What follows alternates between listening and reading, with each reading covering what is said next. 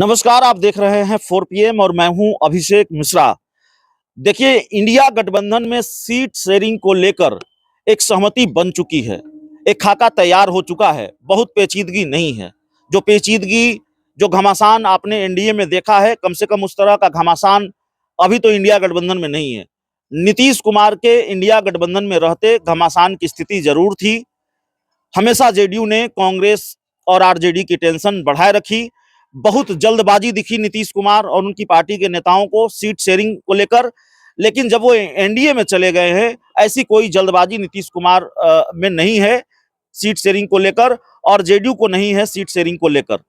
तो इंडिया गठबंधन में घमासान नहीं है, और एनडीए में किस तरह का घमासान है वो बताने की जरूरत नहीं है। पशुपति पारस ने तो विद्रोह ही कर दिया है, उपेंद्र कुशवाहा नाराज है।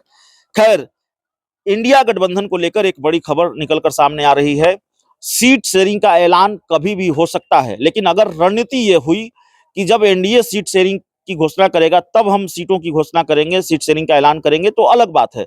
नहीं तो इंडिया गठबंधन में सीट शेयरिंग के फॉर्मूले पर सहमति बन चुकी है, और इस वक्त दिल्ली में एक अहम बैठक चल रही है सीट शेयरिंग को लेकर। हो सकता है जब आप ये वीडियो देख रहे हो तब ये बैठक खत्म हो चुकी हो, लेकिन आरजेडी, कांग्रेस के प्रतिनिधि मौजूद हैं वहां। आरजेडी, कांग्रेस, वाम दल, बिहार में जो इंडिया गठबंधन में शामिल दल हैं उनके प्रतिनिधि मौजूद हैं, और दिल्ली में ये बैठक चल रही है जिसमें सीट शेयरिंग के फॉर्मूले को अंतिम रूप दिया जा रहा है।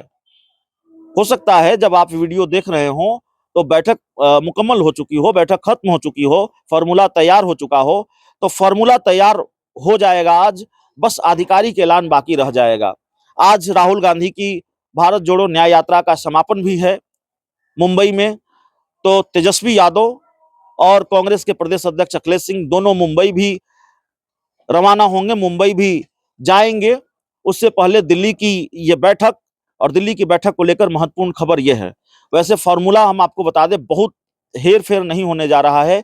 तकरीबन 28 सीटों पर आरजेडी चुनाव लड़ने जा रही है, 8 या 9 सीटों पर आरजेडी चुनाव लड़ने जा रही है, 3 सीटों पर सीपीआई एमएल और 1 सीट पर सीपीआई। कुल मिलाकर यही फॉर्मूला है। 27-28 seat RJD, 8-9 seat Congress, CPI ML 3 seat और 1 सीट सीपीआई। यही फॉर्मूला, और इसी फॉर्मूले के तहत सीट शेयरिंग का आधिकारिक ऐलान होना है। सहमति बन गई है। अगर कहीं अदला बदली का पेच फंसा हो तो उसको भी सुलझाने की कोशिश है कि भाई कौन सी सीट कौन लड़ेगा, किन सीटों की अदला बदली होगी। क्योंकि आप जानते हैं चुनाव के वक्त में बहुत सारी चीजों में अदला बदली होती है। सीटों का अदलना बदलना, नेताओं का अदलना बदलना, पाला बदलना, ये सब कुछ राजनीति की रवायत की तरह है, एक परंपरा की तरह है। तो ये होता है। तो बड़ी जानकारी इस वक्त दिल्ली से यही आ रही है कि सीट शेयरिंग को लेकर इंडिया गठबंधन की बैठक चल रही है, और बिहार की लोकसभा सीटों को लेकर, बिहार की 40 लोकसभा सीटों को लेकर फैसला आज हो जाना है।